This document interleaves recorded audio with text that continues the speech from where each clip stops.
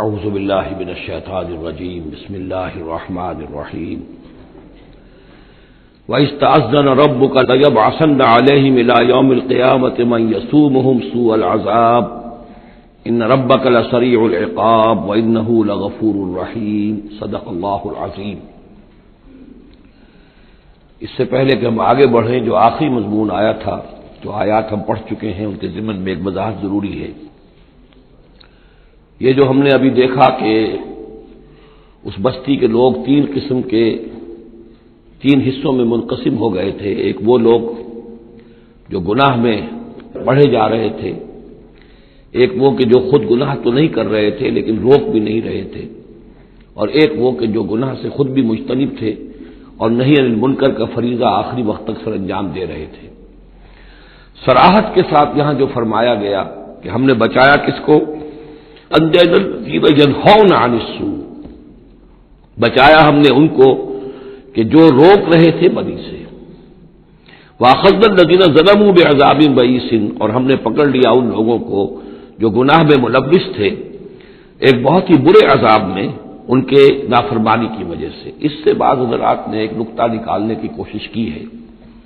اور وہ یہ ہے کہ ایک گروہ کے بارے میں صراحت کے ساتھ آ گیا کہ اس کو بچا لیا، وہ لوگ جو نہی عن المنکر کر رہے تھے۔ ایک گروہ جس کے بارے میں صراحت سے کہا گیا کہ اس پر عذاب آیا، وہ ہے جو گناہ میں ملوث تھے۔ گویا کہ درمیانی گروہ جو ہے اس کے بارے میں یہاں سکوت اختیار کیا گیا ہے۔ ان کو ایک طرح سے امید دلائی جا رہی ہے کہ جو لوگ گناہ سے مجتنب رہیں گے، اگر وہ خود گناہ میں ملوث نہیں ہوئے ہیں تو اس عذاب سے کہ دنیا میں آتا ہے اس سے وہ بچا لیے جائیں گے، اور یہ بہت بڑی غلط فہمی ہے۔ یہ ایسی ہی بات ہے جیسے کہ میں نے آپ کو بتایا تھا سورہ مائدہ کے پڑھتے ہوئے کہ جو آیت مبارکہ تھی کہ علیکم انفسکم لا یضرکم من ضل اذا اهتدیتم، تو حضرت ابوبکر رضی اللہ تعالیٰ عنہ کو خطبہ ارشاد فرمانا پڑا کہ لوگوں تم اس آیت سے بالکل غلط نتیجہ نکال رہے ہو۔ اس کا یہ مطلب نہیں ہے کہ دعوت اور تبلیغ اور امر بالمعروف اور نہی عن المنکر تمہاری ذمہ داری نہیں ہے، بلکہ مطلب یہ ہے کہ تم اپنا سب کچھ کر لو، زور لگا لو سمجھانے کا، امر بالمعروف کا، نہی عن المنکر کا، پھر بھی اگر کچھ لوگ اڑے رہے کفر پر اور گناہ پر تو پھر تم پر کوئی وبال نہیں ہے۔ اصل مفہوم یہ ہے، لیکن اس سے انسان جو ہے چاہتا ہے ذمہ داری سے فرار، تو اس کے لیے جہاں کہیں بھی اسے بہانہ ملتا ہے اس قسم کے وہ نقطے تلاشتا ہے۔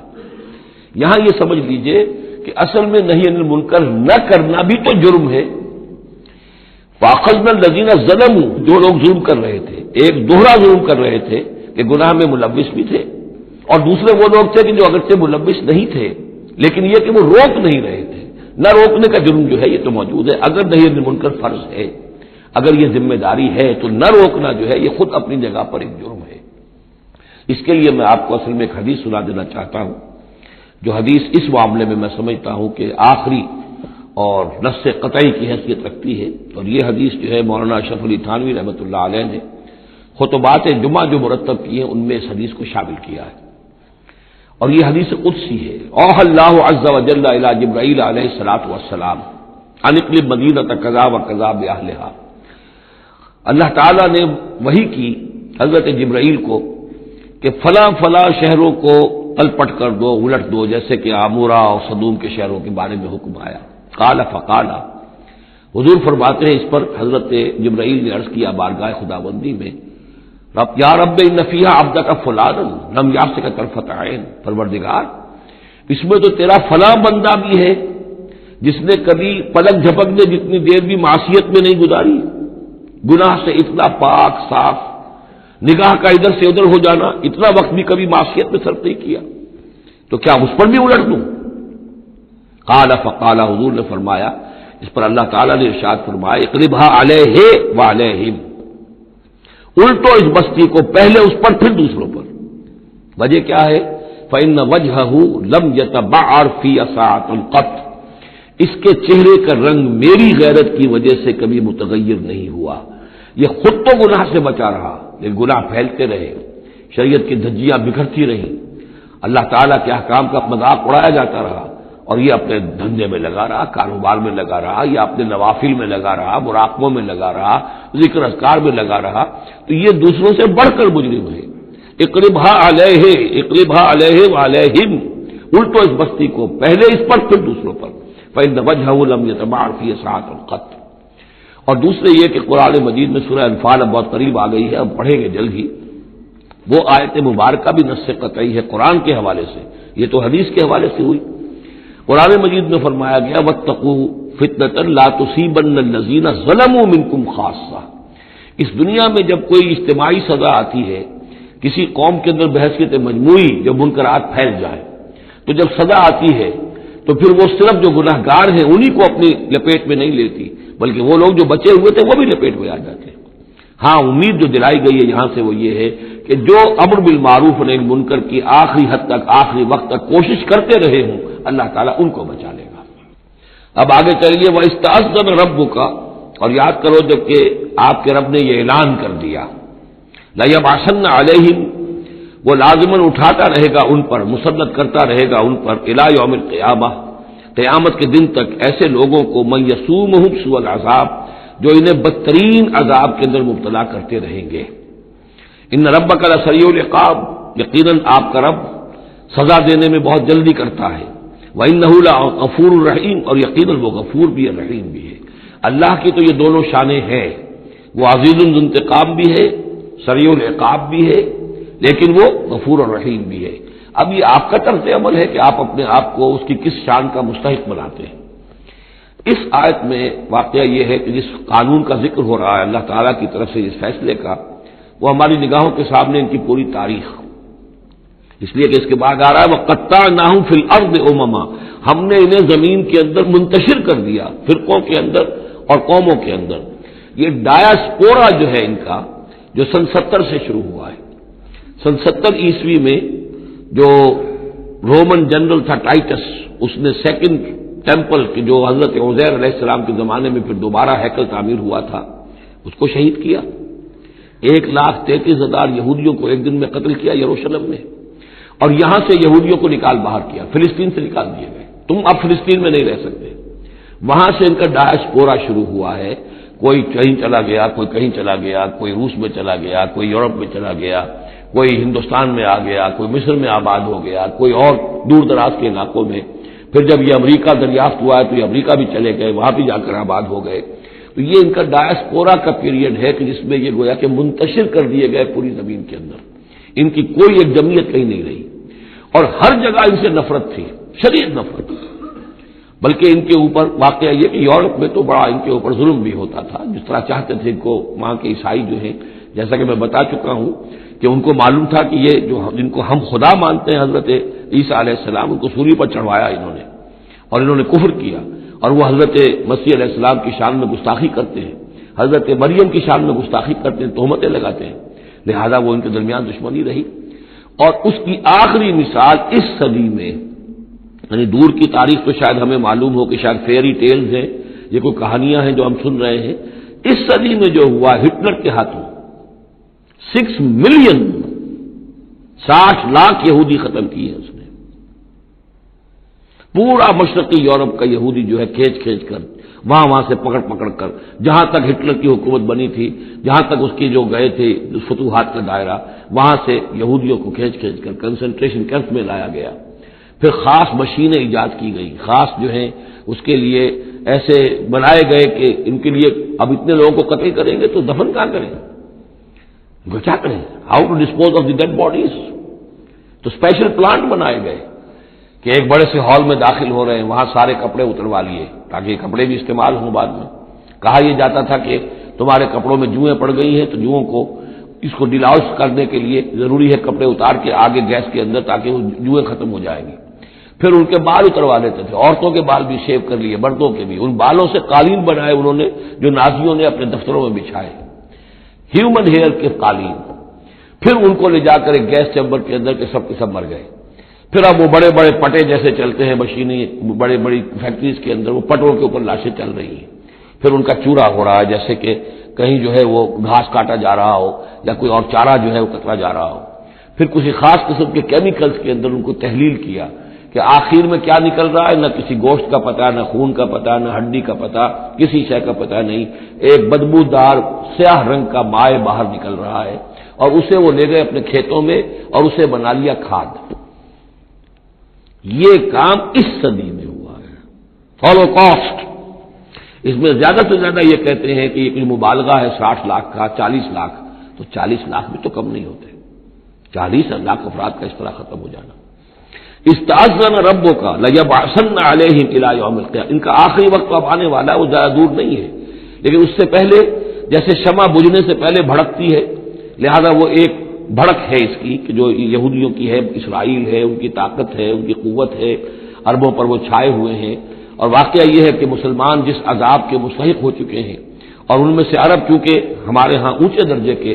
اس اعتبار سے امت کے اندر ان کا مقام اونچا درجے کا ہے کہ حضور عرب تھے، انہی کی زبان میں اللہ کی کتاب ہے، اور ان کی جو اللہ تعالیٰ کے دین کی طرف سے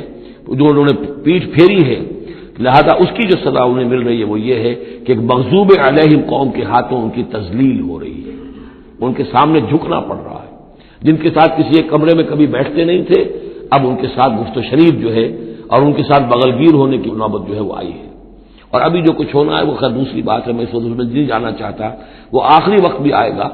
پھر جو ہے حضرت مسیح علیہ السلام بھی نازل ہوں گے، اور وہی چونکہ ان کی طرف رسول تھے، رسول اللہ بنی اسرائیل، تو آخری وہ عذاب ہلاکت کہ جو باقی 6 قوموں کا تو آ چکا، حضرت نوح علیہ السلام، حضرت نوح کے سامنے بیٹا جو ہے وہ غرق ہوا کہ نہیں ہوا، حضرت ہود، حضرت صالح، ان سب کے سامنے جو ہے ان کی قومیں ہلاک ہوئیں، تو اب حضرت مسیح کو اٹھا لیا گیا تھا، وہی آئیں گے اور انہی کے ہاتھوں یہ اپنے کیفر کردار کو پہنچیں گے اور ان کا ایک ایک بچہ ختم ہوگا، لیکن اس سے پہلے ان کے ہاتھوں مسلمانوں پر اللہ کے عذاب کے بڑے کوڑے برسیں گے۔ To add insult to injury,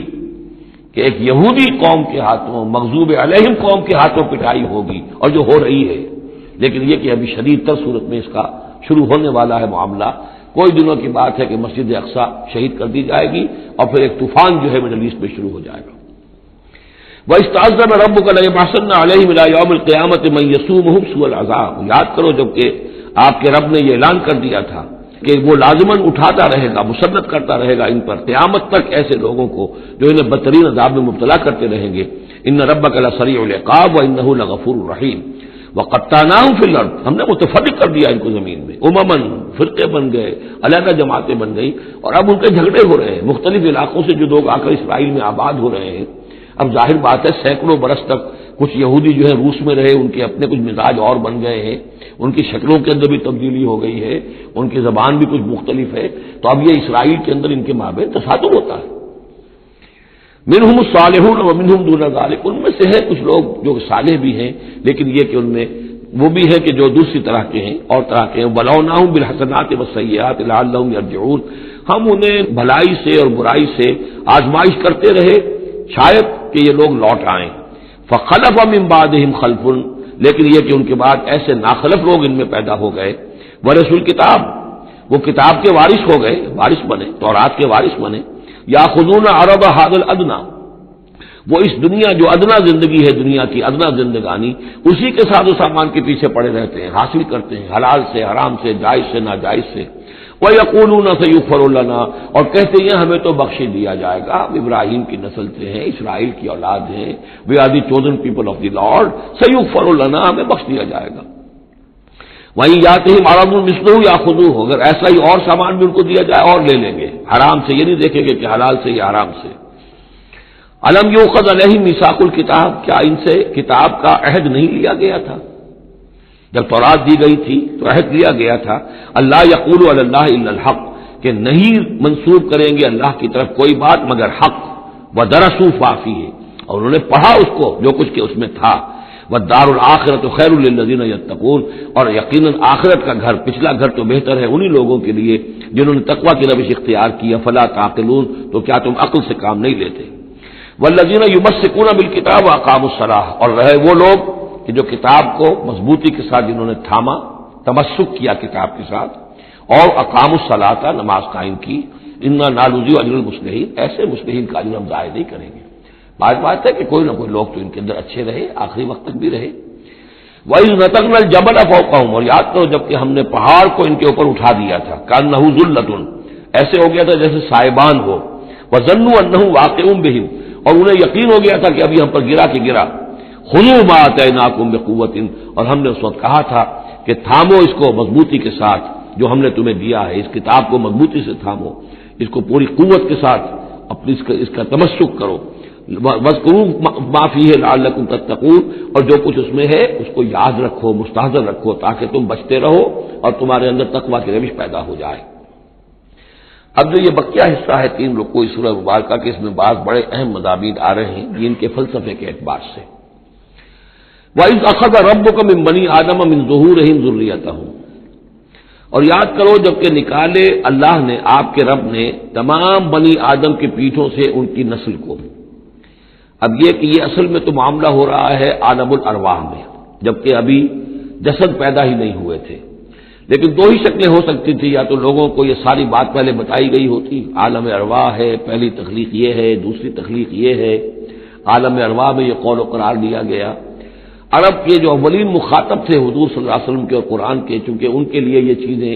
ان کی اس وقت کی استعداد کے اعتبار سے بھاری تھیں، قرآن مجید نے عام فہم الفاظ استعمال کیے۔ جب ہم نے نسل آدم کی تمام ان کی پیٹھوں سے ذریت کو نکال لیا، یعنی یہ کہ جتنے بھی انسان آنے والے تھے دنیا میں، ان سب کی ارواح جو ہیں وہ وہاں موجود تھیں۔ وَإِذْ أَخَذَ رَبُّكَ مِن بَنِي آدَمَ مِن ظُهُورِهِمْ ذُرِّيَّتَهُمْ وَأَشْهَدَهُمْ عَلَىٰ أَنفُسِهِمْ، اور ان کو گواہ بنایا اپنے اوپر، اچھی طرح سوچ سمجھ کر۔ اقرار جو ہوتا ہے جس کو ہم کہتے ہیں بقائمی ہوش و حواس، یہ اقرار کر رہا ہوں، تو پوری طرح ہوش و حواس میں سیلف کانشسنس، یہ میں آپ کو بتا چکا ہوں، ہمارے اندر جو سیلف کانشسنس ہے، خود شعوری، وہ ہے ہی ہماری روح کی بنیاد پر۔ حیوانات میں بھی شعور تو ہے، کانشسنس تو ہے، سیلف کانشسنس نہیں ہے، خود شعوری نہیں ہے۔ تو یہ خود شعوری کا منبع جو ہے در حقیقت وہ روح ہے۔ تو وہ ارواح موجود تھی، انہیں اپنی ذات کا شعور تھا۔ اشہدہم علی انفسہم، انہیں اپنی ذات کے اوپر خود گواہ بنا کر پھر سوال کیا، الست بربکم، کیا میں تمہارا رب نہیں ہوں، تمہارا مالک، تمہارا آقا؟ قالوا بلا، وہ کہیں گے کیوں نہیں، شہیدنا، ہم اس پر اقرار کرتے ہیں، ہم گواہ ہیں۔ اب یہاں نوٹ کیجئے، جیسے کہ اس سے پہلے آیا تھا سورہ مائدہ میں کہ اہل کتاب تمہارے پاس ہمارا بشیر اور نذیر آ گیا، مبادا تم یہ کہو کہ ہمارے پاس کوئی بشیر اور نذیر نہیں آیا۔ وہ گویا کہ اتمام حجت تھی اہل کتاب پر۔ سورہ انعام میں آ چکا ہے کہ مبادا تم یہ کہو کہ کتابیں تو دی گئی تھی ہم سے پہلے 2 گروہوں کو، ہم تو جانتے نہیں تھے، عبرانی زبان کی کتاب نہیں پڑھتے تھے، وہ اتمام حجت تھا بنی اسماعیل پر کہ اب تمہارے اندر ہم نے اپنا ایک رسول بھیج دیا صلی اللہ علیہ وسلم، یہ کتاب آ گئی ہے۔ اب تم یہ نہیں کہہ سکتے کہ وہ تو ہم سے پہلے 2 گروہوں پر نازل کی گئی تھی، ہاں اگر ہم پر کہیں نازل کی گئی ہوتی تو ہم ان دونوں سے بڑھ کر بہت زیادہ جو ہے اس سے فائدہ اٹھاتے اور حق پر ہوتے۔ اب یہ جو گواہی ہے یہ آ رہی ہے پوری نوع انسانی، جس کے حوالے سے میں نے آپ کو بتایا تھا کہ وہ عہد کہ جو ہر روح انسانی اللہ کے ساتھ کر کے آئی ہے، کوئی نبی نہ آتا، کوئی کتاب نہ آتی، تب بھی یہ عہد بنیاد ہے مواخذہ اخروی کی، محاسبہ، accountability, the grand accountability of the day of judgement, اس کا بیسس جو ہے وہ یہ ہے، بنیادی بات یہ ہے، بنیادی حجت یہ ہے۔ نبوت سے، کتابوں سے، وحی سے، یہ تو اتمام حجت ہوا ہے، اضافی شے ہے۔ اللہ نے امتحان کو اور آسان کر دیا نوع انسانی کے لیے، لیکن بنیادی حجت جس کی بنا پر ہر انسان رسپانسبل ہے، اکاؤنٹیبل ہے، وہ یہ عہد ہے۔ ان تقولوا یوم القیامت انا کنا عن ھذا غافلین، مبادا تم کہو قیامت کے دن کہ ہم تو اس سے غافل تھے۔ او تقولوا انما اشرک آباؤنا من قبل، یا تم یہ کہو، یہ پلی لے لو کہ ہمارے آباء و اجداد سے انہوں نے شرک کیا تھا، وَكُنَّا ذُرِّيَّةً مِّن بَعْدِهِمْ، ہم ان کے بعد ان کی نسل میں سے تھے، ہم ان کے راستے پر چلتے رہے، لہذا اصل جرم تو ان کا ہے، ہمارا نہیں۔ أَفَتُهْلِكُنَا بِمَا فَعَلَ الْمُبْطِلُونَ، تو کیا پروردگار تو ہمیں ہلاک کرے گا ان لوگوں کے فعل کی وجہ سے کہ جنہوں نے یہ باطل ایجاد کیا تھا؟ ایجاد تو انہوں نے کیا تھا، ہم تو موجد نہیں ہیں، ہم تو ان کے مقلد تھے، متبع تھے۔ وَكَذَلِكَ نُفَصِّلُ الْآيَاتِ وَلَعَلَّهُمْ يَرْجِعُونَ، اور اسی طریقے سے ہم اپنی آیات کو تفصیل سے بیان کر دیتے ہیں تاکہ وہ لوٹیں، شاید کہ وہ لوٹیں، سوچیں، غور کریں، رجوع کریں۔ اب ایک واقعہ آ رہا ہے ایک شخصیت کا، اور اس کی تمثیل کے پیرائے میں، ویسے تو یہ واقعہ ہے، یہ صرف کوئی تشبیہ نہیں ہے، لیکن یہ کہ اس کو تمثیلاً لائے ہیں۔ افراد اور اقوام کا کوئی معاملہ ایسا بھی ہوتا ہے کہ کسی قوم کو یا کسی فرد کو اللہ نے کوئی بہت اونچا مقام دیا ہو، بہت اس پر اکرام فرمایا ہو، بہت انعام کیا ہو،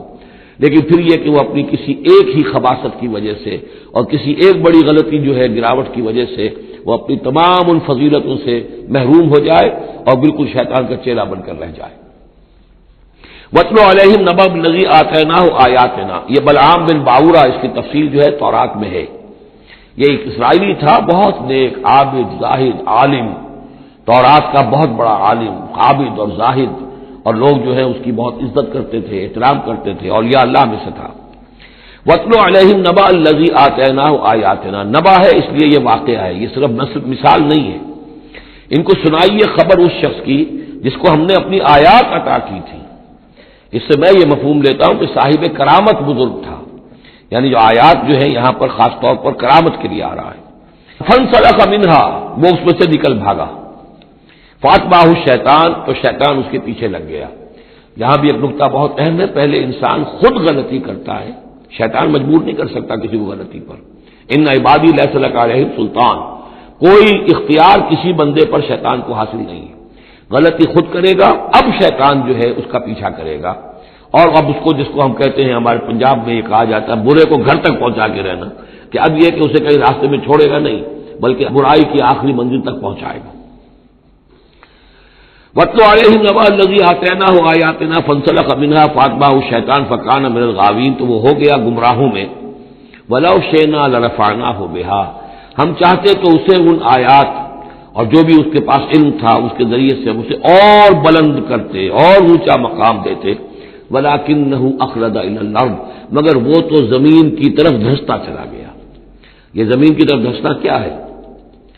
ایک ہمارا جسد ہے، یہ حیوانی جسد، یہ زمین سے آیا ہے، منہا خلقناکم،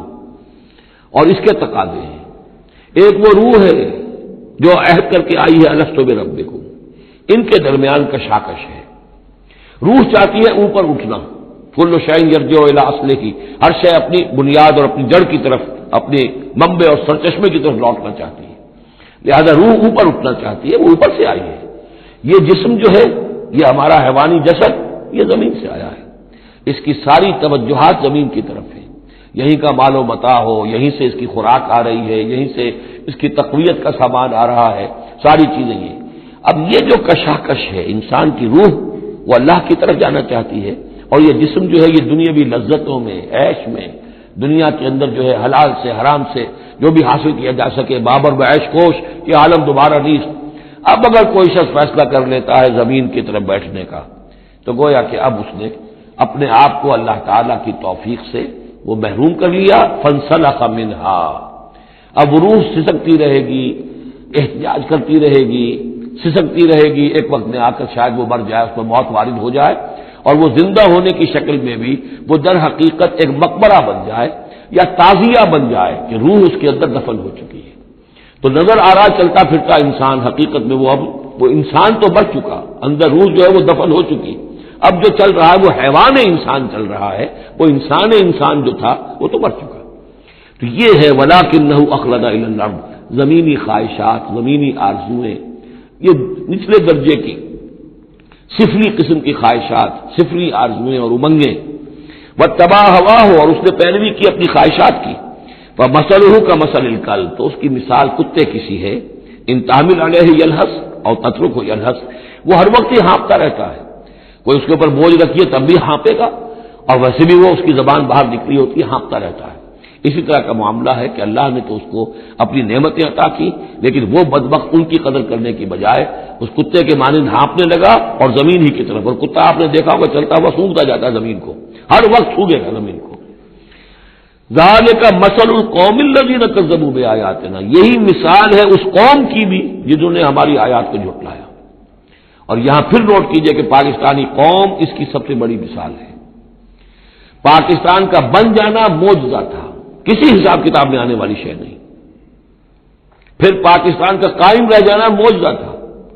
انگریزوں کو بھی اور ہندوؤں کو بھی یقین تھا کہ پاکستان قائم نہیں رہ سکتا، وائبل نہیں ہے، ختم ہو جائے، لیکن یہ کہ پاکستان قائم رہا۔ سن 65 میں اس کا بچ جانا معجزہ تھا، اتنی یقینی بات تھی کہ BBC ٹیلی ویژن کے اوپر دکھا دیا گیا فال آف لاہور، لاہور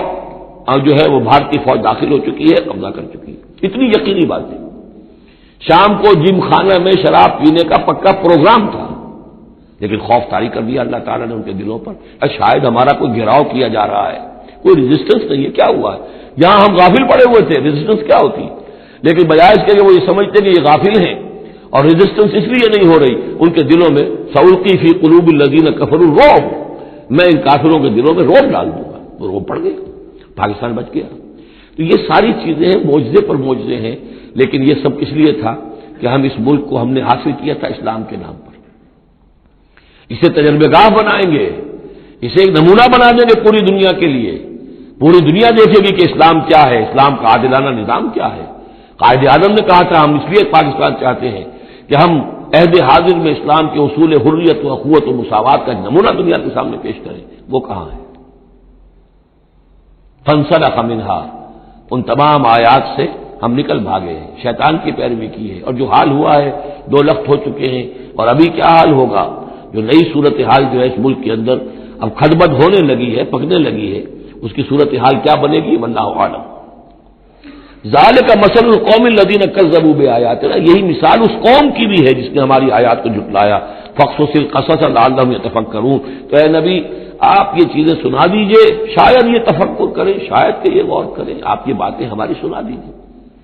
سا مثل القوم الذین کذبوا بآیاتنا، بری ہے مثال اس قوم کی جنہوں نے ہماری آیات کو جھٹلایا، وانفسہم کانوا یظلمون، اور وہ خود اپنی جانوں کے اوپر ظلم ڈھاتے رہے۔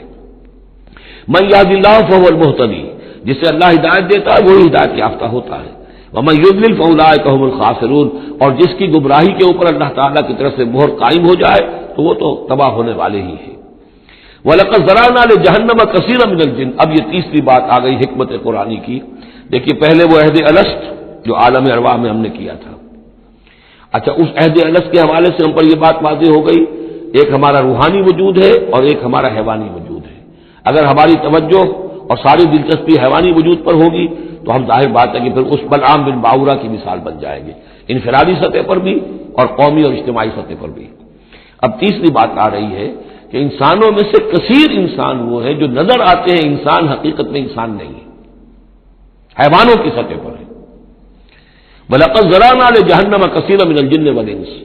ہم نے جہنم کے لیے پیدا کیے ہیں بہت سے جن اور انس۔ لہم قلوب لا یفقہون بہا، ان کے دل تو ہیں لیکن ان سے غور نہیں کرتے، تفقہ نہیں کرتے۔ وَلَهُمْ أَعْيُنٌ لَا يُبْصِرُونَ بہا، ان کی آنکھیں ہیں ان سے دیکھتے نہیں۔ وَلَهُمْ آذَانٌ لَا يَسْمَعُونَ بہا، ان کے کان ہیں لیکن ان سے سنتے نہیں۔ اولئک کالانعام، یہ چوپایوں کے مانند ہیں، بل ہم اضل، بلکہ ان سے بھی گئے گزرے۔ اولئک هم الغافلون، یہی لوگ ہیں کہ جو غافل ہیں۔ یعنی یہ کہ جب انسان ہدایت سے منہ موڑتا ہے اور جب ہٹ دھرمی پر اتر آتا ہے اور جب اللہ تعالیٰ دلوں پر مہر کر دیتا ہے اور ان کی سماعت پر کانوں پر مہر لگا دیتا ہے، ان کی آنکھوں پر پردے ڈال، اب یہ کیا رہ گئے؟ اب یہ انسان نہیں رہے، ان کے دل تو ہے تفقع سے خالی ہے، مہر لگ چکی ہے۔ آنکھیں تو ہے حیوانوں کا سا دیکھنا دیکھ رہی ہیں، کتا بھی دیکھ لیتا ہے گاڑی آ رہی ہے مجھے بچنا ہے، انسان نے بھی دیکھ لیا، لیکن یہ دیکھنا حیوانی دیکھنا ہے۔ انسانی دیکھنا تو کچھ اور ہوتا ہے، کسی شے کو دیکھے اس کی حقیقت پر غور کرے۔ اہل نظر ذوق نظر خوب ہے لیکن جو شے کی حقیقت کو نہ دیکھے وہ نظر کیا۔ لیکن یہ انسانی دیکھنا جو ہے، دیدن دیگر آموز سنیدن دیگر آموز، وہ دوسری قسم کا دیکھنا سیکھو، دوسری قسم کا سننا سیکھو۔ وہ سننا جو دل سے سنا جاتا ہے، وہ دیکھنا جو دل سے دیکھا جاتا ہے۔ لیکن جب ان کے دلوں پر مہر ہو گئی، ان کے کانوں پر مہر ہو گئی، ان کی آنکھوں پر پردے پڑ گئے، اب ان کا حال کیا ہے؟ لہم قلوب لا یفقہون بہا ولہم اعین لا یبصرون بہا ولہم آذان لا یسمعون بہا اولئک کالانعام بل هم اضل، یہ چوپایوں کے مانند ہیں بلکہ ان سے بھی گئے گزرے۔ اس لیے کہ چوپایوں کو تو اللہ نے پیدا ہی اس لیول پر کیا تھا، ان کو پیدا کیا تھا بہت اونچے مقام پر۔ یہی سورۃ التین کا مضمون ہے، والتین والزیتون وطور سینین وہذا البلد الامین لقد خلقنا الانسان فی احسن تقویم ثم رددناہ اسفل سافلین، انسان پیدا کیا گیا اس بلند ترین مقام کے اوپر مسجود ملائک، لیکن پھر جب یہ گرتا ہے تو سب سے نچلوں میں سب سے نیچے ہوتا ہے۔ تو یہ وہ لوگ ہیں اولئک کالانعام بل هم اضل اولئک هم الغافلون، یہی لوگ ہیں جو غافل ہیں، اس دنیا میں رہتے ہیں حیوانوں کی طرف کھایا پیا چرا چگا اور جو ہے بس دنیا کی لذتیں اٹھائیں اور مر گئے، کچھ ہوش نہیں کہ کیوں ہم پیدا کیے گئے، کون ہمارا خالق ہے، کون ہمارا مالک ہے، زندگی کاہے کے لیے ہے، زندگی آمد برائے بندگی، زندگی بے بندگی شرمندگی، کوئی مرنے کے بعد کہیں کسی کے سامنے حاضری ہے، کوئی جواب نہیں، کچھ نہیں، کوئی ہوش نہیں۔ وَلِلَّهِ الْأَسْمَاءُ الْحُسْنَى، اور تمام اچھے نام اللہ ہی کے ہیں، فادعوہ بہا، تو پکارو انہیں اس کے ذریعے سے، پکارو اللہ کو ان کے ذریعے سے۔ ایک نقطہ یہاں نوٹ کر لیجئے، قرآن مجید سے کہیں اللہ تعالیٰ کے لیے لفظ صفت ثابت نہیں ہوتا۔ ویسے حدیث میں ہے، میں صرف بیان کر رہا ہوں، قرآن میں نہیں۔ قرآن میں اللہ کے لیے لفظ آتا ہے نام، اسما، یہ سب اللہ کے نام ہیں۔ ویسے یہ کہ صفاتی نام ہے، یہ دوسری بات ہے، لیکن صفات کا لفظ جو ہے، صفت کا لفظ اللہ کے لیے ایجاباً مثبت طور پر قرآن میں کہیں نہیں آیا۔ نام ہے اللہ کے، اور نام جو ہے در حقیقت کسی ایک ہی شے کے 100 نام ہو سکتے ہیں۔ تلوار کے 5000 نام ہیں، تلوار تو ایک ہی شے ہے نا، لیکن اس کے مختلف اوصاف کے اعتبار سے بہت سے نام اس کے عرب رکھ لیتے تھے۔ تو اللہ تعالیٰ کے نام ہیں، ان ناموں میں سے کچھ قرآن میں بھی آئے ہیں، کچھ ایک حدیث ہے حضرت ابو ہریرہ سے رضی اللہ تعالیٰ عنہ، جس میں کہ حضور نے 99 نام گنوائے ہیں کہ اللہ کے یہ 99 نام ہیں، اور ان کے ذریعے سے تو اللہ سے دعا کی جائے تو اس کے ناموں کے حوالے سے،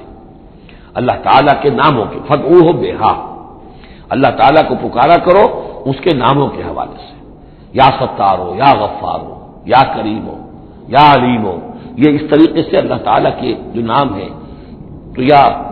یا اللہ ہو، ظاہر بات ہے کہ اللہ جو ہے وہ بھی اللہ کا سب سے بڑا نام، سب سے اہم نام ہے، اس حوالے سے اس کو پکارو، دعا کرو اس کے ناموں کے حوالے سے۔ وَذَرُوا الَّذِينَ يُلْحِدُونَ فِي أَسْمَائِهِ، اور چھوڑ دو، دفع کرو ان لوگوں کو کہ جو اس کے ناموں میں کجی نکالتے ہیں۔ لحد کہتے ہیں ٹیڑھ کو، یہ قبر جو ہوتی ہے ایک سیدھی ہوتی ہے اور ایک ہوتی ہے لحد والی، جس میں کہ بغلی قبر، اس میں وہ ٹیڑھا راستہ بنتا ہے جس میں کہ اتارا جاتا ہے قبر کو۔ تو اسماء الہی میں لحد الحاد جو ہے تو یہ ہے کہ ان کا غلط استعمال کیا جائے، انہی ناموں کے حوالے سے ان کے مراقبے کر کے ان کے اندر تاثیرات ہیں، اس میں کوئی شک نہیں، لیکن ان کے غلط استعمالات جو ہیں وہ درست نہیں ہیں۔ اللہ تعالیٰ کے ذکر کے لیے، اللہ سے خود اپنی دعا کے لیے ان کو ذریعہ بنایا جائے، لیکن ان کو لوگوں کے لیے نقصان پہنچانے کا ذریعہ بنانا یہ گویا کہ الحاد ہو جائے گا، غلط استعمال۔ اور دوسرے یہ کہ بعض اللہ تعالیٰ کے نام جو ہے وہ جوڑوں کی شکل میں ہیں، ان میں ایک ہی کے حوالے سے پکارنا وہ بھی الحاد ہو جائے گا۔ المعز المذل، یہ اب جوڑا ہے، وہی عزت دینے والا ہے، وہی ذلت دینے والا ہے، لیکن اگر آپ نے یا مذلو یا مذلو یا مذلو کہنا شروع کر دیا تو یہ الحاد ہو جائے گا۔ اے ذلیل کرنے والے، اے ذلیل کرنے والے، اے ذلیل کرنے والے، یہاں دونوں لفظ آنے چاہیے، یا معز ہو یا مذل ہو، اے وہ کہ جو عزت دینے والا ہے اور اے وہ کہ جو ذلیل کرتا ہے۔ یہ دونوں نام جو ہے الرافع والخافض، ایک وہ ہے کہ جو اٹھانے والا ہے، اونچا کرنے والا ہے اور نیچے گرانے والا ہے، وہ الخافض بھی ہے، الرافع بھی ہے، المعز بھی ہے، المذل بھی ہے، المحیی بھی ہے، الممیت بھی ہے، زندہ رکھنے والا بھی ہے، موت وارد کرنے والا بھی ہے۔ تو یہ جو جوڑوں کے نام ہیں ان کو ساتھ ساتھ ہی ہمیشہ رکھنا چاہیے۔ وَذَرُوا الَّذِينَ يُلْحِدُونَ فِي أَسْمَائِهِ سَيُجْزَوْنَ مَا كَانُوا يَعْمَلُونَ، القریب وہ بدلہ پائیں گے اپنے اعمال کا۔ وَمِمَّنْ خَلَقْنَا أُمَّةٌ يَهْدُونَ بِالْحَقِّ وَبِهِ يَعْدِلُونَ، اور جو انسان ہم نے پیدا کیے ہیں ان میں یقیناً ہر دور میں کچھ لوگ رہے ہیں، ایسی جماعتیں رہی ہیں،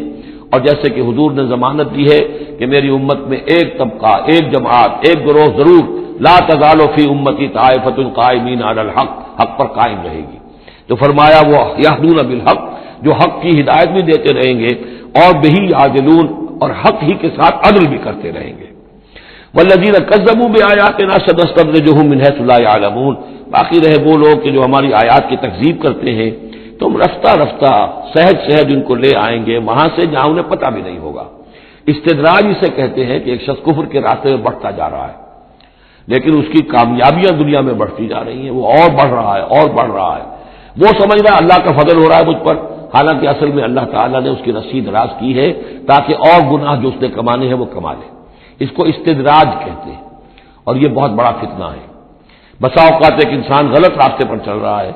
لیکن وہ اس استدراج کی وجہ سے یہ سمجھ بیٹھتا میں صحیح راستے پر ہوں، تبھی تو اللہ کی رحمت آ رہی ہے، تبھی تو مجھے کامیابی مل رہی ہے، قدم قدم پر جو ہے کامیابی میری قدم بوسی کر رہی ہے۔ نہیں، یہ استدراج ہے۔ والذین کذبوا بآیاتنا سنستدرجهم من حیث لا یعلمون، ہم آہستہ آہستہ انہیں پکڑ لیں گے جہاں سے انہیں پتہ بھی نہیں ہوگا۔ واملی لهم، آپ ان کو ڈھیل دیں گے، ان کیدی متین، میری چال بہت مضبوط ہے۔ جب وہ مچھلی جو ہے کانٹا اس کی حلق میں اب پھنس چکا ہے، اب اس کی ڈور جو ہے آپ ڈھیل کرتے رہیے، کوئی حل نہیں، ان قیدی متین، کہیں جانے والی نہیں ہے۔ اولم یتفکروا، کیا یہ لوگ تفکر نہیں کرتے، غور و فکر نہیں کرتے؟ ما بصاحبہم من جنہ، ان کے جو ساتھی ہیں یعنی محمد صلی اللہ علیہ وسلم، انہیں کوئی جنون نہیں ہے، کوئی جن ان پر نہیں آ گیا ہے. یہ بھی وہی انداز ہے سرچنگ کوشچن، ذرا غور کرو، کبھی تم نے سوچا ہے، کہہ تو دیتے ہو تم، کبھی سوچا ہے یہ محمد صلی اللہ علیہ وسلم جو تمہاری نگاہوں کے سامنے ہے، ان کی سیرت، ان کا کردار، ان کی شخصیت، ان کی طہارت، ان کی صفائی، نظافت، یہ چیزیں ایسی ہیں کہ جن کے بارے میں کوئی شخص یہ کہہ سکے کہ ان پر کوئی جن آ گیا ہے یا ان کا کوئی دماغی توازن ٹھیک نہیں رہا. ما بصاحبہم من جنہ، کوئی ان کو جنون نہیں ہے، کوئی جن ان کے اوپر نہیں آ گیا. ان ہوا الا نذیر مبین، نہیں ہے یہ مگر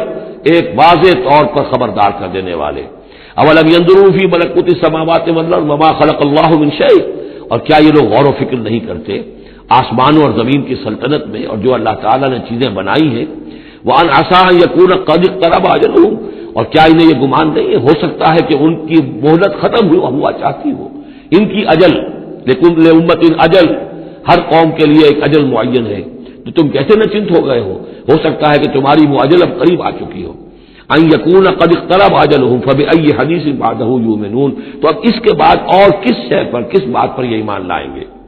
من یضلل اللہ فلا ہادی له، جس کو اللہ گمراہ کر دے گا یا جس کی گمراہی پر اللہ کی طرف سے مہر تصدیق ثبت ہو جائے گی، اب اسے کوئی ہدایت دینے والا نہیں. وَيَذَرُهُمْ فِي طُغْيَانِهِمْ يَعْمَهُونَ، اور وہ چھوڑ دے گا ان کو ان کی سرکشی میں اندھے ہو کر آگے بڑھتے ہوئے. یسألونک عن الساعۃ ایان مرساھا، اے نبی آپ سے پوچھتے ہیں یہ قیامت کب آئے گی، آپ ہمیں بہت ڈراتے رہتے ہیں قیامت قیامت قیامت کب آئے گی، کب لنگر انداز ہوگی. قل انما علمها عند ربی، کہہ دیجئے اس کا علم تو میرے رب کے پاس ہے. لا یجلیھا لوقتھا الا ھو، نہیں روشن کرے گا اسے اس کے وقت پر مگر خود وہ، اس کا وقت سوائے اللہ کے کسی کے علم میں نہیں، کسی فرشتے کے علم میں نہیں ہے،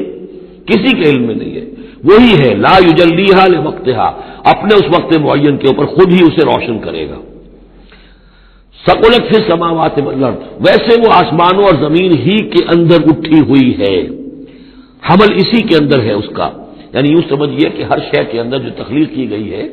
اس کی فنا بھی اسی شے میں موجود ہے. ہر تخلیق جو ہے اس کی ایک اجل مسمى ہے، تو گویا کہ اس کی موت اس کے ساتھ ہی ہے، ہم اپنی موت اپنے ساتھ لیے پھر رہے ہیں. اسی طرح یہ کائنات جو ہے جس کی تخلیق کی گئی ہے، یہ گویا کہ وہ جو جیسے کسی کا حمل ہوتا ہے، عورت کا وہ حمل لیے پھر رہی ہو، اسی طریقے سے یہ کائنات اپنی اس قیامت کو اٹھائے پھر رہی ہے. ثقلت فی السماوات والارض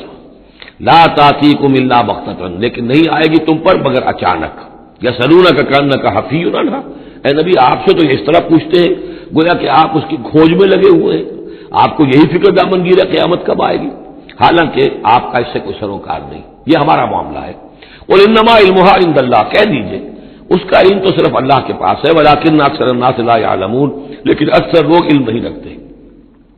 قل لا املک لنفسی نفعا ولا ضرا، کہہ دیجئے مجھے کوئی اختیار نہیں ہے خود اپنی جان کے بارے میں بھی، نہ کسی نفع کا اور نہ ضرر کا، الا ما شاء اللہ، سوائے اس کے کہ جو اللہ چاہے. ولو كنت اعلم الغیب لاستكثرت من الخير، اور اگر مجھے علم غیب حاصل ہوتا تو میں تو بہت سا خیر جمع کر لیتا.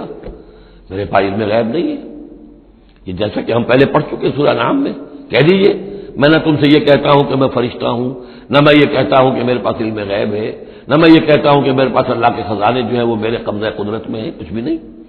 وَلَوْ كُنْتُ أَعْلَمُ الْغَيْبَ، اگر غیب کا علم میرے پاس ہوتا لَاسْتَكْثَرْتُ مِنَ الْخَيْرِ، تو میں نے بہت سا خیر جمع کر لیا ہوتا. وَمَا مَسَّنِيَ السُّوءُ، اور مجھے کوئی تکلیف آتی ہی نہ. ان انا الا نذیر وبشیر لقوم یؤمنون، نہیں ہوں میں کچھ بھی مگر یہ کہ ایک بشیر اور نذیر ہوں، خبردار کرنے والا، بشارت دینے والا، لقوم یؤمنون، ان لوگوں کے لیے کہ جو ایمان والے ہوں. هو الذی خلقکم من نفس واحدۃ، وہی ہے جس نے تمہیں پیدا کیا ایک جان سے، وجعل منها زوجها، اور اسی سے بنایا اس کا جوڑا، لیسکن الیہا، تاکہ وہ سکون حاصل کرے اس کی طرف. اس کی طرف میں اشارہ کر چکا ہوں سورہ بقرہ میں بھی. وابتغوا ما كتب اللہ لک، کہ یہ جو معاملہ ہے شوہر اور بیوی کا، اس میں یہاں جہاں اولاد کا معاملہ ہے وہاں ایک تسکین بھی ہے، سکون بھی ہے. فلما تغشاها، تو جب شوہر ڈھانپ لیتا ہے اپنی بیوی کو، حملت، اور اسے حمل ہو جاتا ہے، حملا خفیفا، اور وہ ہلکا حمل ہوتا ہے، ابھی پتہ بھی نہیں چلتا کہ کوئی حمل ٹھہر گیا ہے. فمرت به، تو وہ اس کو لے کر چلتی پھرتی رہتی ہے. فلما اثقلت، جب بوجھل ہو جاتی ہے، دعوا اللہ ربہما، تو اب وہ دونوں اللہ کو پکارتے ہیں اپنے رب کو. لئن آتیتنا صالحا، اے اللہ اگر یہ بچہ تو ہمیں عطا کر دے گا صحت مند، صحیح، درست، ہر نک سکھ سے صحیح ہو، اس کے تمام اعضاء درست ہوں. لئن آتیتنا صالحا لنکونن من الشاکرین، تو ہم بڑا شکر ادا کریں گے، بڑا ہم تیرا احسان مانیں گے. فلما آتاہما صالحا، اور جب اللہ تعالیٰ نے انہیں عطا کر دیا درست بھلا چنگا بچہ، جعلا لہ شرکا، اب اس نے شریک ٹھہرا دیے. یہ فلاں بزرگ کے مزار پہ میں گئی تھی، یہ ان کی نگاہ کرم ہوئی ہے، اور یہ فلاں جو ہے دیوی کی کرپا ہو گئی ہے کہ جس کی وجہ سے مجھے اولاد مل گئی ہے. دیا اللہ نے، اور اب یہاں پہ اس کے لیے دیوی اور دیوتا یاد آ گئے. فتعال اللہ عما یشرکون، تو اللہ بہت بلند و بالا ہے ان کے شرک سے. ایشرکون ما لا یخلق شیئا وهم یخلقون، کیا وہ ان چیزوں کو شریک کر رہے ہیں اللہ کے ساتھ جو کوئی شے تخلیق کرتے ہی نہیں، وہ تو خود مخلوق ہے. فرشتے ہیں تو مخلوق ہیں، جنات ہیں تو مخلوق ہیں، انبیاء ہیں تو مخلوق ہیں، اولیاء اللہ ہیں تو مخلوق ہیں، تو خود مخلوق ہیں، سب کے سب مخلوق ہیں. ایشرکون ما لا یخلق شیئا وهم یخلقون ولا یستطیعون لهم نصرا ولا انفسهم ینصرون، نہ وہ ان کی مدد کر سکتے ہیں نہ وہ اپنی مدد پر قادر ہیں، وہ تو سب کے سب جو ہے اللہ کے بندے ہیں. ان تدعوهم الى الهدى، اب یہاں پر تدریجاً بات لائی جا رہی ہے ان کو کہ جو ان کے اصل جو ڈیٹیز ان کی ہیں، وہ تو سمجھتے ہیں دیویاں ہیں، دیوتا ہیں، وہ تو اوپر ہیں، وہ تو انویزیبل ہیں، ہم نے ان کے نام پر یہ بت تراش لیے ہیں. تو چاہے رادھا کرشنن ہو، چاہے کوئی اور فلسفی ہو، وہ کہے گا یہ کہ ہم ان بتوں کو نہیں پوج رہے، ہم بھی جانتے ہیں یہ پتھر ہے، پتھر کے سوائے میں کیا ہے، یہ نہ دیکھ سکتے ہیں نہ چل سکتے ہیں، پتھر ہے. لیکن عام طور پر ان کے ہاں آدمی جو ہے عوام کی سطح پر وہ پھر انہیں کو سمجھ بیٹھتا کہ یہی ہے، اور چوبتا ہے، چاٹتا ہے، جو بھی کرتا ہے، ان کا دھون پیتا ہے، ان کے سامنے ڈنڈوت کرتا ہے، ان کے سامنے جو ہے حلوے مانڈے پیش کرتا ہے. تو عوامی سطح پر ذہن میں یہی آ جاتا ہے کہ یہی ہے معبود جن کو کہ ہم پوج رہے ہیں، اور انہی کے اندر قدرت ہے ہماری مشکل کشائی کی. اب ادھر رخ آ رہا ہے. ان تدعوهم الى الهدى، اگر تم پکارو انہیں ہدایت کے لیے کہ تمہیں راستہ دکھا دیں، لا يتبعوكم، وہ تمہاری طرف توجہ ہی نہیں کر سکیں گے. سواء علیکم ادعوتموهم ام انتم صامتون، برابر ہے تم پر کہ تم انہیں پکارو یا خاموش رہو. ان الذین تدعون من دون اللہ عباد امثالکم، ہاں جنہیں تم پکار رہے ہو، جنہیں دیوتا اور دیوی بنا لیا ہے، فرشتے ہیں یا اولیاء اللہ ہے، وہ بھی تمہاری طرح کے بندے ہیں. عباد امثالکم، وہ تمہاری طرح کے بندے ہیں. فادعوهم فلیستجیبوا لکم ان کنتم صادقین، تو پکارو ان کو اور پھر دیکھو اگر تم سچے ہو تو پھر ان کی طرف سے تمہیں کوئی جواب ملنا چاہیے، کوئی وحی آنی چاہیے. لیکن یہ کہ ہم نے تو انہیں تمہاری اس بلکہ آئے گا قرآن مجید میں آگے چل کر کہ وہ کہیں گے کہ ہم تو غافل تھے، ہمیں تو پتہ نہیں تھا کہ تم ہمیں پکارتے رہے، ہمیں ہماری دعائی دیتے رہے اور ہم سے مانگتے رہے، یا شیخ عبد القادر جیلانی شیئا للہ، ہمیں کیا پتہ تم نے یہ ہمارے ساتھ حماقتیں کی ہیں، ہمیں تو کوئی معلوم نہیں. تو وہ تو کہیں گے غافل ہیں ہم. اب یہاں بتوں کی طرف اشارہ ہو رہا ہے. ام لہم ارجل یمشون بہا، کیا ان کے پاؤں ہیں، تم نے بنا تو دیے پاؤں، کیا چلتے بھی ہیں ان سے. ام لہم ایدین یبطشون بہا، ہاتھ بھی تم نے بنا دیے ان کے، لیکن کیا یہ اس سے پکڑ بھی سکتے ہیں. ام لہم اعین یبصرون بہا، کیا ان کی آنکھیں ہیں جن سے یہ دیکھتے ہوں. ام لہم آذان یسمعون بہا، یا ان کے جو کان ہیں ان سے یہ سنتے ہیں. قل ادعوا شرکاءکم، اے نبی اب کہہ دیجئے، اب یہ قول فیصل ہے جیسے حضرت ابراہیم سے کہلوا دیا گیا تھا، انی بریء مما تشرکون، اور تم جو بھی کچھ تمہارے یہ معبود ہیں جو میرا بگاڑنا چاہیں بگاڑ لیں، مجھے کوئی خوف نہیں. قل ادعوا شرکاءکم، اے نبی ان سے کہہ دیے پکار لو اپنے سارے شریکوں کو، ثم کیدون، اور پھر میرے خلاف جو چالیں چل سکتے ہو چل لو، جو بھی اقدام کر سکتے ہو کر لو. فلا تنظرون، مجھے کوئی مہلت نہ دو، میں تم سے کوئی درخواست نہیں کرتا کہ میرے ساتھ نرمی کرو، مجھے مہلت دو، جو بگاڑ سکتے ہو بگاڑ لو اپنے سارے معبودوں کو پکار کر. ان ولی اللہ الذی نزل الکتاب، میرا ولی، میرا پشت بنا، میرا مددگار، میرا حمایتی، میرا حفاظت کرنے والا وہ اللہ ہے جس نے یہ کتاب مجھ پر نازل کی ہے. وہو یتولی الصالحین، اور وہ اپنے صالح بندوں کا ولی ہے، ان کا ساتھی ہے، مددگار ہے، پشت بنا ہے. والذین تدعون من دونہ لا یستطیعون نصرکم، جنہیں تم پکار رہے اس کو چھوڑ کر وہ تمہاری مدد کی استطاعت ہی نہیں رکھتے، ان کے اندر طاقت ہی نہیں ہے. ولا انفسہم ینصرون، نہ وہ اپنی جان بچا سکیں گے. وَإِن تَدْعُوهُمْ إِلَى الْهُدَىٰ لَا يَسْمَعُوا، اگر تم انہیں ہدایت کے لیے پکارو کہ ہمیں کوئی ہدایت دے، جیسے ہم اللہ کو پکارتے ہیں اهدنا الصراط المستقیم، اهدنا الصراط المستقیم، تو وہ تو تمہیں لا يسمعوا، وہ سنتے ہی نہیں، تم پکارتے رہو. وَتَرَاهُمْ يَنظُرُونَ إِلَيْكَ وَهُمْ لَا يُبْصِرُونَ، اور تم سمجھتے ہو کہ وہ تمہیں دیکھ رہے ہیں جبکہ وہ دیکھتے ہی نہیں. خذ العفو وامر بالعرف، اے نبی صلی اللہ علیہ وسلم، اب یہ آخر میں پھر حضور سے خطاب، یہ اکثر مکی صورتوں میں ہوتا ہے اختتام پر حضور سے التفات۔ خذ العفو، اے نبی عفو کو، درگزر کو تھام لیجئے، یعنی آپ ان سے زیادہ بحث میں، ان سے زیادہ کسی تلخی میں، کسی اس طرح کے معاملے میں الجھیے نہیں، معاف کیجئے، چھوڑیے ان کو، دفع کیجئے۔ خذ العفو وامر بالمعروف، اور بھلی بات کا حکم دیتے رہیے، جو بھی اچھی بات ہے اس کی طرف دعوت دیتے رہیے، آپ کا کام ہے دعوت دینا۔ وَأَعْرِضْ عَنِ الْجَاهِلِينَ، اور جو آپ سے الجھنا چاہیں ان سے اعراض کیجئے، خام خواہ، جیسے کہ آگے آئے گا سورہ فرقان میں، وَإِذَا خَاطَبَهُمُ الْجَاهِلُونَ قَالُوا سَلَامًا، جب جاہل الجھنا چاہتے ہیں ان عباد الرحمان سے، وہ کہتے ہیں سلام، ہم آپ سے لا نبتغی الجاہلین، ہم جاہلوں کے سر نہیں لگنا چاہتے، منہ نہیں آنا چاہتے۔ تو فرمایا آپ یہ تین الفاظ آئے ہیں، خذ العفو، یہ ایک داعی کے لیے بڑی بنیادی چیزیں ہیں، معاف کرتے رہنا، درگزر کرتے رہنا، وامر بالعرف، اور بھلی بات کا، اچھی بات کا حکم دیتے رہنا، وَأَعْرِضْ عَنِ الْجَاهِلِينَ، اور جو الجھنا چاہیں، جاہل ہوں، جو جذباتی لوگ ہیں، مشتعل مزاج ہیں، ان سے اعراض۔ وَإِمَّا يَنزَغَنَّكَ مِنَ الشَّيْطَانِ نَزْغٌ، اور اگر کبھی کوئی چھوٹ لگ ہی جائے آپ کو شیطان کی طرف سے، نزع کھینچ لینا، نزع مس کر جانا، چھو جانا، چھوت، عین اور غین کا یہ فرق ہو گیا، یعنی یہ کہ کبھی آپ کو غصہ آئی جائے، آخر ظاہر بات ہے بربناہ طب بشری، کبھی غصہ آئی جاتا ہے، آخر آئی گیا تھا حضور کو غزوہ احد میں، کیف یہدی اللہ قوما خضبوا وجہ نبیہم بالدم، کیسے اللہ ہدایت دے گا اس قوم کو جس نے اپنے نبی کے چہرے کو خون سے رنگ دیا، غصہ آ گیا تھا۔ لیس لک من الامر، اے نبی آپ کے ہاتھ میں اختیار نہیں ہے، ہدایت اور ضلالت کا اختیار ہمارے ہاتھ میں ہے۔ اسی طریقے سے اے نبی اگر کبھی غصہ آ جائے، فرمایا وَإِمَّا يَنزَغَنَّكَ مِنَ الشَّيْطَانِ نَزْغٌ فَاسْتَعِذْ بِاللَّهِ، فوراً اللہ کی پناہ طلب کرو، إِنَّهُ سَمِيعٌ عَلِيمٌ،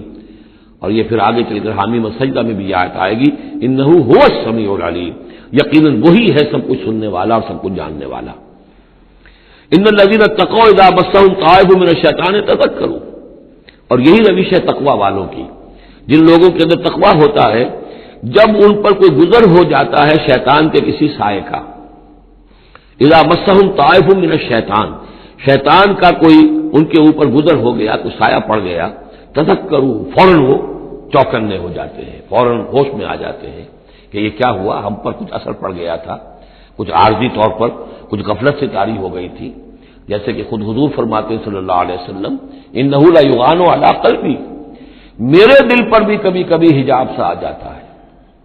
وَإِنِّي لَأَسْتَغْفِرُ اللَّهَ 70 مرۃ فی کل یوم، اور میں روزانہ 70 مرتبہ اللہ سے استغفار کرتا ہوں۔ لیکن یہ سمجھ لیجئے کہ ہمارے دل کے اوپر حجاب وہ بہت اور شے ہے، اور حضور کے قلب مبارک پر حجاب، آپ کے قلب مبارک کا حجاب جو ہے وہ ہماری 100 حضوریوں، لاکھوں حضوریوں سے بڑھ کر جو ہے وہ حضوری کے درجے میں ہوگا، لیکن جو انٹینسٹی ہے، جو تعلق مع اللہ کی انٹینسٹی ہے، اس میں ذرا سی کمی بھی آ گئی ہے تو اس سے حضور نے تعبیر کیا کہ میرے بھی دل پر کبھی کبھی حجاب آ جاتا ہے، انہ لیغان علی قلبی، انٹینسٹی تو کم ہو گئی نا، یہ بجلی جس پاور کی ہے ذرا سی کم ہو جائے گی تو ایک دفعہ تو آپ کو محسوس ہوگا اندھیرا ہو گیا، حالانکہ بجلی ہے، روشنی ہے، اندھیرا نہیں ہوا ہے، لیکن اس کی پاور کم ہوئی ہے۔ تو فرمایا کہ انہ لیغان علی قلبی وانی لاستغفر اللہ 70 مرۃ فی کل یوم۔ ان الذین اتقوا اذا مسهم طائف من الشیطان تذکروا، تو فوراً وہ چوکنے ہو جاتے ہیں، یاد کرتے ہیں، فاذا هم مبصرون، اور ان کی آنکھیں کھل جاتی ہیں، انہیں حقائق نظر آنے لگتے ہیں، وقتی سا جو سایہ پڑ گیا تھا اس سے وہ فوراً نکل آتے ہیں۔ واخوانهم یمدونهم، باقی جو شیطانوں کے بھائی ہیں انہیں شیطان گھسیٹ کر لے جاتے ہیں، فی الغی، وہ اس کجی کے اندر وہ گھسیٹتے ہوئے دور تک پہنچاتے ہیں، جیسے بلم بن باورا کو پہنچایا کہ اسے آخری حد تک پہنچا کر دم لیا، تو شیطانوں کا جو ولی ہوگا پھر شیطان کا تو اس کے اوپر زور چلے گا، لیکن جو اللہ کے بندے ہیں ان پر تو شیطان کا اختیار ہے ہی نہیں، وہ تو یہ کہ جیسے ہی ذرا سا ان کے اوپر کوئی اثر پڑا بھی، وہ سایہ سا آیا بھی تو فوراً چونک گئے اور اللہ کی طرف متوجہ ہو گئے۔ ثم لا یخسرون، پھر وہ کمی نہیں کرتے، اسے آخری منزل جو ہے گمراہی کی وہاں تک پہنچا کر رہتے ہیں۔ وَإِذَا لَمْ تَأْتِهِمْ بِآیَةٍ، اب دیکھیے یہ عمود ان دونوں صورتوں کا، خاص طور پر انعام کا، آیت لاؤ، نشانی لاؤ، معجزہ دکھاؤ، نبوت منوانا چاہتے ہو، رسالت منوانا چاہتے ہو تو دکھاؤ معجزہ، حصی معجزہ، جیسے موسیٰ کو ملے، جیسے عیسیٰ کو ملے، وغیرہ وغیرہ۔ اب اس کو سم اپ کر رہے ہیں، وَإِذَا لَمْ تَأْتِهِمْ بِآيَةٍ، اے نبی جب آپ ان کے پاس کوئی معجزہ نہیں لائے، قالوا، انہوں نے کہا لولا اجتبیتھا، کیوں نہیں کوئی چن کر لے آتے، کہیں سے چھانٹ کر لے آتے، تب تمہارا دعویٰ یہ ہے تم اللہ کے رسول ہو، محبوب ہو، تو کیا وجہ ہے، کیوں رہ گئے، کس وجہ سے؟ لولا اجتبیتھا، کہیں سے کوئی چھانٹی کر کے، کہیں سے کوشش کر کے لے آتے۔ قل انما اتبع ما یوحی الی، اس زمن میں ایک واقعہ میں نے پڑھا تھا، یہ تفسیر کبیر میں، امام راضی کی تفسیر میں، کہ حضور کے ایک پھپھی زاد بھائی تھے، اگرچہ وہ ایمان نہیں لائے تھے، لیکن حضور سے ہمدردی رکھتے تھے، ساتھ رہتے تھے، تعاون کرتے تھے، جہاں کہیں حضور جاتے تھے، دل میں نرمی تھی ان کے، اور امید تھی حضور کو کہ ایمان لے آئیں گے۔ لیکن جب آخری معاملہ یہ ہوا کہ جو سرداران قریش تھے انہوں نے گویا کہ ان کے اپنے زوم میں انہوں نے حجت قائم کر دی، اے نبی یہ معجزہ دکھا دو، اے محمد چلو مان لیں گے، چلو یہ نہیں دکھا سکتے یہ دکھا دو، یہ نہیں دکھا سکتے یہ دکھا دو، وہ سب سورہ بنی اسرائیل میں آئے گا۔ تو جب یہ ساری باتیں حضور نے کرنی میرے اختیار میں نہیں ہے، یہ تو اللہ تعالیٰ کا فیصلہ ہے، اللہ جب چاہے گا دکھائے گا، میرے اختیار میں نہیں ہے، تو پھر وہاں سے حضور جب اٹھے سب وہاں تو شور مچ گیا، پھر ظاہر بات ہے کہ وہ تو تالی پٹ گئی ہوگی کہ بس رہ گئے ان کی، اب تو یہ تو ہمارے جو عوام ہیں انہوں نے کہا ہوگا کہ ہمارے سردار تو جیت گئے، اس لیے کہ یہ تو ناکام رہ گئے، انہوں نے تو آخری درجے میں کہہ دیا یہ نہیں دکھا سکتے یہ دکھا دو، یہ نہیں دکھا سکتے یہ دکھا دو، یہ معجزہ نہیں تو یہ دکھا دو، یہ نہیں تو یہ دکھا دو، کوئی بھی نہیں دکھا سکتے۔ تو اس کے بعد جب حضور کے ساتھ وہاں سے حضور دل گرفتہ ہو کر اٹھے اور آئے تو ساتھ وہ پھوپھی زاد بھائی بھی تھا، اس نے کہا کہ محمد آج تو آپ کی قوم نے آپ پر حجت قائم کر دی ہے، اب میں آپ کا ساتھ نہیں دے سکتا۔ یعنی یہ ہے کہ جو اثر پڑتا تھا لوگوں کے اوپر کہ اب تو حجت آپ پر قائم ہے، تو جس کو میں نے کہا تھا سورہ انعام کا وہ مقام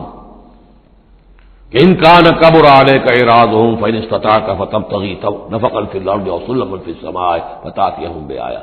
اے نبی اگر آپ پر بہت بھاری گزر رہا ہے، شاق گزر رہا ہے ان کا اعراض، تو اگر آپ میں طاقت ہے تو کہیں زمین میں سرنگ لگا لیجئے، کہیں آسمان پر سیڑھی لگا لیجئے، اور کہیں سے جہاں سے آپ لا سکتے ہو لے آئیے، ہم نہیں دکھائیں گے۔ تو واقعہ یہ ہے کہ انسان اس کو اپنے اوپر طاری کرے، اس صورتحال میں ویژولائز کرے اپنے آپ کو، تو کس قدر ضیق میں اس وقت محمد رسول اللہ صلی اللہ علیہ وسلم کی شخصیت آ چکی تھی۔ وَإِذَا لَمْ تَأْتِهِمْ بِآيَةٍ، اور جب آپ نہیں لائے ان کے پاس کوئی نشانی، قَالُوا لَوْلَا اجْتَبَيْتَهَا، کیوں نہیں لے آئے کہیں سے، قُلْ إِنَّمَا أَتَّبِعُ مَا يُوحَىٰ إِلَيَّ، کہہ دیجئے میری حیثیت تو صرف یہ ہے کہ میں پیروی کر رہا ہوں اس کی کہ جو میری طرف وحی کی جا رہی ہے، اس سے بڑا میں نے دعویٰ نہیں کیا، نہ خدائی کا، نہ کوئی علم غیب کا دعویٰ کیا، نہ میں نے یہ کہا کہ اللہ کے خزانے میرے دستے تصرف میں ہیں، میں نے کوئی دعویٰ نہیں کیا۔ ھذا بصائر من ربکم، اور یہ تمہارے رب کی طرف سے بصیرت افروز باتیں ہیں جو میں تمہارے سامنے پیش کر رہا ہوں، میں خود پیروی کر رہا ہوں اس کی اور تمہارے سامنے پیش کر رہا ہوں۔ وہدی ورحمۃ لقوم یؤمنون، اور یہ ہدایت ہے اور رحمت ہے ان لوگوں کے حق میں جو ایمان لانے والے ہیں۔ وَإِذَا قُرِئَ الْقُرْآنُ فَاسْتَمِعُوا لَهُ وَأَنصِتُوا، اور جب قرآن پڑھا جا رہا ہو تو تم اسے پوری توجہ سے سنا کرو۔ سمع یسمع کے معنی سننا، اور استمع یستمع پوری توجہ کے ساتھ، ارتکاز توجہ کے ساتھ سننا، کان لگا کر، کان دھر کر سننا۔ وانصتوا، اور خود خاموش رہا کرو۔ اسی آیت کو دلیل بناتے ہیں وہ حضرات جو یہ سمجھتے ہیں کہ امام کے پیچھے جہری قرات میں پڑھنا نہیں چاہیے، اس لیے کہ ظاہر بات ہے کہ جب امام پڑھ رہا ہے تو آپ کو پوری توجہ سے امام کی قرات کو سننا چاہیے، خود پڑھنے کی طرف توجہ کریں گے تو پھر اس کے سننے کی طرف توجہ جو ہے وہ نہیں رہے گی۔ اور یہاں خاص حکم بھی ہے انصتوا، خود خاموش رہو، لعلکم ترحمون، تاکہ تم پر رحم کیا جائے۔ واذکر ربک فی نفسک تضرعا وخیفا ودون الجہر من القول بالغدو والآصال، اور اپنے رب کو یاد کرتے رہا کرو اپنے جی ہی جی میں، تضرعا عاجزی کرتے ہوئے، گڑ گڑاتے ہوئے۔ اس عاجزی اور گڑ گڑانے کی انتہا ہے وہ دعا جو میں نے نقل کی ہے، جو مسلمانوں پر قرآن مجید کے حقوق کے نام سے میرا کتاب چاہے اس کے آخر میں مقام عبدیت، اللہم انی عبدک وابن عبدک وابن امتک فی قبضتک ناصیتی بیدک ماضٍ فی حکمک عدل فی قضاؤک، اے اللہ میں تیرا بندہ ہوں، غلام ہوں، میرا باپ بھی تیرا بندہ اور غلام تھا، میری ماں تیری ادنا کنیز تھی، میں تیرے قبضہ قدرت میں ہوں، میرے پورے وجود میں تیرا ہی حکم جاری و ساری ہے، اور تو جو بھی میرے بارے میں فیصلہ کرے عدل فی قضاؤک، وہ یقیناً حق پر اور عدل پر مبنی ہے۔ یہ عاجزی اسألوک بکل اسم هو لک، میں تجھ سے درخواست کر رہا ہوں تیرے ہر نام کے حوالے سے تیرا ہے، علمتہ احد من خلقک، جو تو نے کسی اپنی مخلوق کو سکھایا، او انزلتہ فی کتابک، یا اپنا نام تو نے اپنی کسی کتاب میں نازل فرمایا، اب استاثرت بہ فی مکنون الغیب عندک، یا اپنے اس نام کو تو نے اپنے پاس ہی غیب میں ہی کہیں چھپا کر رکھا ہوا ہے، خزانہ بنایا ہوا ہے۔ میں ان تمام ناموں کے حوالوں سے کے حوالے سے واسطے سے آپ سے درخواست کرتا ہوں ان تجعل القرآن ربیع قلبی و نور صدری و جلاء حزنی و ذہاب ہمی و غمی، قرآن کو میرے سینے کا نور بنا دے، میرے دل کا سرور بنا دے، میرے تفکرات کا ازالے کا ذریعہ بنا دے، میرے غموں کا اور تفکرات اور جو بھی پریشانیاں ہیں ان کے ازالے کا ذریعہ بنا دے۔ یہ ہے دعا محمد رسول اللہ کی۔ اب خاص طور پر چونکہ آیت پہلے آ گئی تھی وَإِذَا قُرِئَ الْقُرْآنُ فَاسْتَمِعُوا لَهُ وَأَنصِتُوا، تو اسی کے حوالے سے یہ دعا جو ہے یہ خاص طور پر جو ہے مسلمانوں پر قرآن مجید کے حقوق اور کیا عظمت قرآن کی ہے کہ اللہ تعالیٰ سے جو سوال کر رہے ہیں حضور کہ قرآن کو التجعل القرآن ربیع قلبی و نور صدری، میرے سینے کا نور، میرے دل کی بہار بنا دے۔ وَاذْكُرْ رَبَّكَ فِي نَفْسِكَ تَضَرُّعًا وَخِيفَةً، اور یاد کرتے رہا کرو اپنے رب کو اپنے جی میں گڑ گڑاتے ہوئے عاجزی کے ساتھ، اور خیفہ خوف کے ساتھ، دون الجہر من القول، اور بلند آواز سے نہیں، پست آواز سے۔ لیکن یہ ضرور ہے کہ آدمی دعا مانگے تو ایسے مانگے کہ خود سن لے۔